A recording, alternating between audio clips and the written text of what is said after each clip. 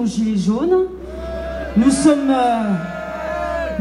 bien ici pour faire aboutir nos revendications. Les revendications, j'en ferai pas la liste exhaustive, elle est malheureusement bien longue tant elle s'est allongée depuis des années.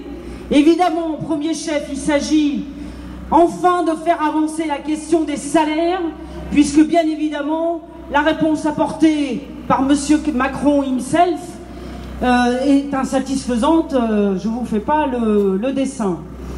C'est les salaires, c'est les pensions, c'est les retraites, et ils ont ça dans les tuyaux pour les semaines et les mois à venir.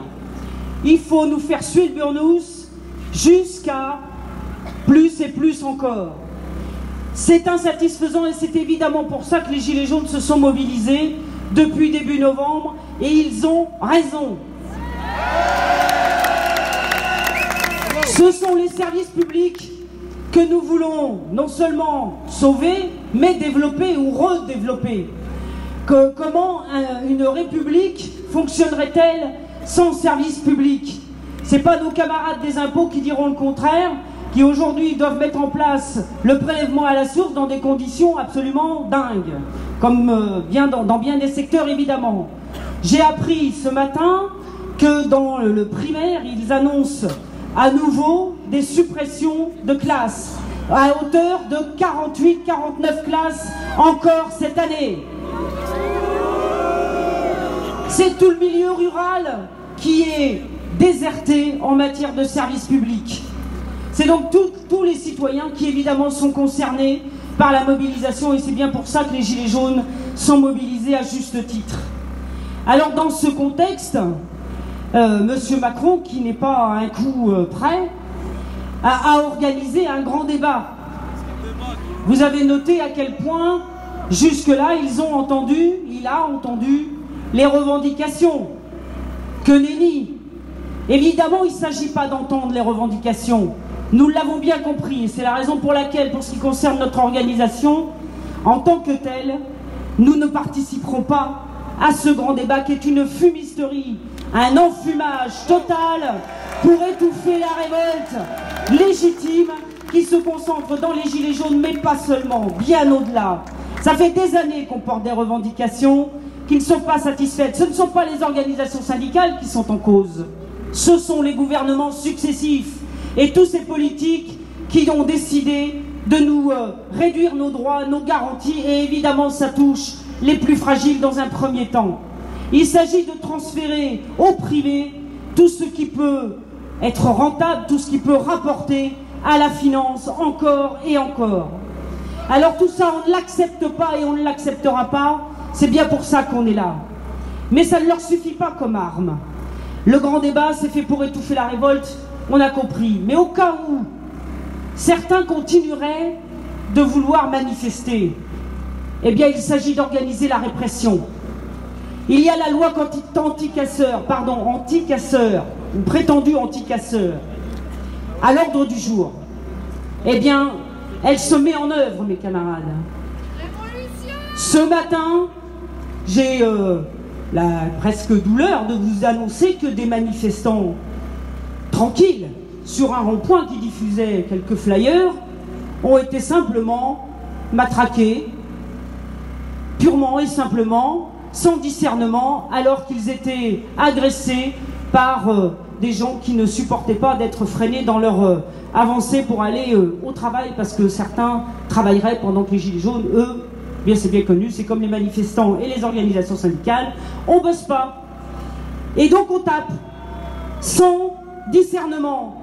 Eh bien ça n'est pas acceptable, on voit ça depuis des mois, des semaines, cette répression, nous la condamnons totalement et complètement. Et ce dont je vous parle, ça s'est passé à Effre. C'est bien connu que c'est un haut lieu de banditisme, etc. Cette loi, elle est faite pour nous interdire de manifester. Cette loi, elle est faite pour nous empêcher d'arriver jusqu'aux manifestations. Donc il faut nous organiser, il faut résister. Et de ce point de vue, que ce soit Force ouvrière ou la CGT, j'ai aucun doute là-dessus, nous serons présents contre toutes ces lois, contre tous ces pouvoirs qui veulent nous empêcher d'exprimer nos revendications. Et bien évidemment, vous avez vu aussi la tentative de perquisition chez Mediapart. Eh bien, c'est aussi évidemment cette liberté d'expression qui est attaquée par ce biais-là. Nous ne laisserons pas faire. Et grand débat ou pas grand débat, nous continuerons à manifester et à revendiquer. Et le salaire et le pognon, on ira le chercher.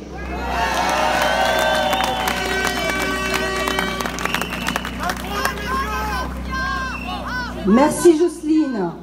Je veux signaler que aujourd'hui c'est pas rien. Je pense que symboliquement c'est une des premières grandes journées de convergence et il faut saluer ça.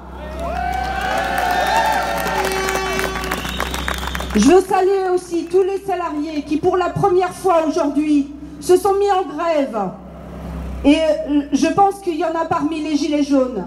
Bravo à eux de l'évolution de leur mouvement et bravo à eux de résister et de continuer. Merci l'AFO. Merci à toutes les organisations. Je pense qu'aujourd'hui, on est plusieurs organisations et c'est pas rien. Donc il y a la CGT, Force Ouvrière, la FSU et Solidaire qui appelaient aujourd'hui. Et les Gilets jaunes qui appelaient aujourd'hui. Et puis il y en a d'autres, les Gilets roses et autres.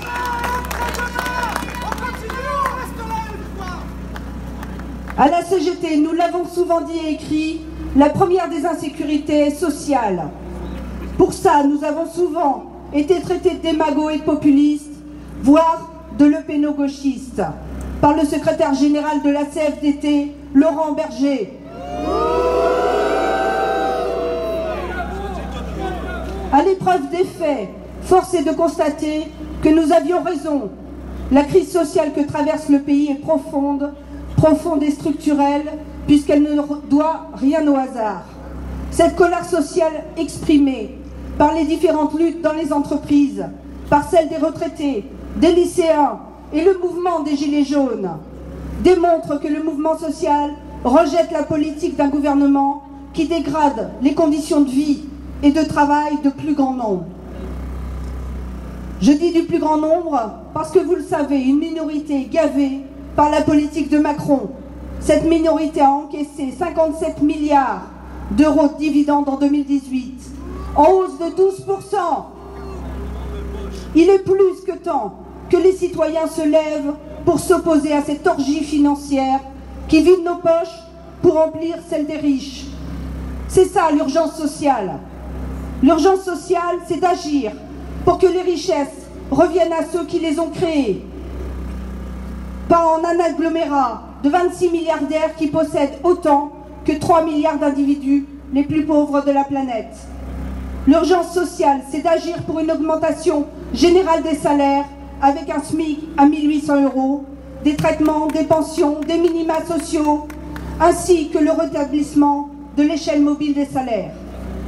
L'urgence sociale, c'est de rétablir de véritables services publics au service de la population, c'est-à-dire en proximité, et qui ne soient pas soumis à la dictature financière qu'on leur impose, comme à l'hôpital par exemple.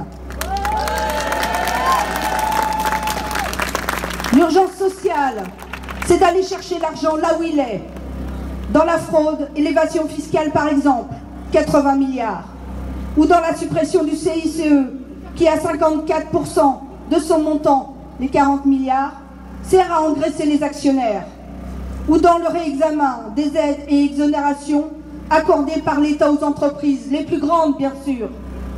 Il y en a pour la bagatelle de 200 milliards, ou bien encore dans le retour de l'ISF. L'urgence sociale, c'est de s'adresser au patronat, un patronat trop tranquille en ce moment, de l'aveu même de son président.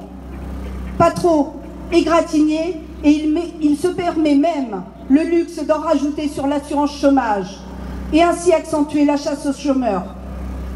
À part le niveau du SMIC, l'augmentation des salaires, cela se gagne dans les entreprises. Pas ailleurs, pas autrement. Et surtout, pas en baissant le niveau des cotisations sociales, principe qui met en grand danger le financement de la protection sociale. De l'argent, il y en a, beaucoup. Oui, le ruissellement se fait, mais à l'envers. Le partage des richesses est un choix de société. À nous d'agir pour inverser la vapeur et conquérir de nouveaux droits sociaux. À nous d'agir pour faire converger les luttes dans cette période si particulière où quelques-uns pensent s'en tirer avec un grand débat et un référendum de circonstance. Pour redonner de l'oxygène à un gouvernement dont Macron, tel le chef d'orchestre sur le pont du Titanic, continue de jouer la marche funèbre des conquis sociaux. La CGT a pris ses responsabilités pour mobiliser et amplifier les actions en cours. À nous d'agir pour le respect des libertés publiques, tel le droit de manifester, remis en cause par ce projet de loi liberticide dénommé loi anti-casseurs. Partant du principe que quoi que l'on fasse et quoi que l'on dise, certains syndicats ne viendront jamais dans l'action. Ils ont d'ailleurs abdiqué depuis des années. L'heure n'est plus aux palabres et discussions d'arrière-boutique. Il faut s'engager résolument dans l'action parce que c'est le moment et que la convergence des luttes, c'est maintenant. Merci.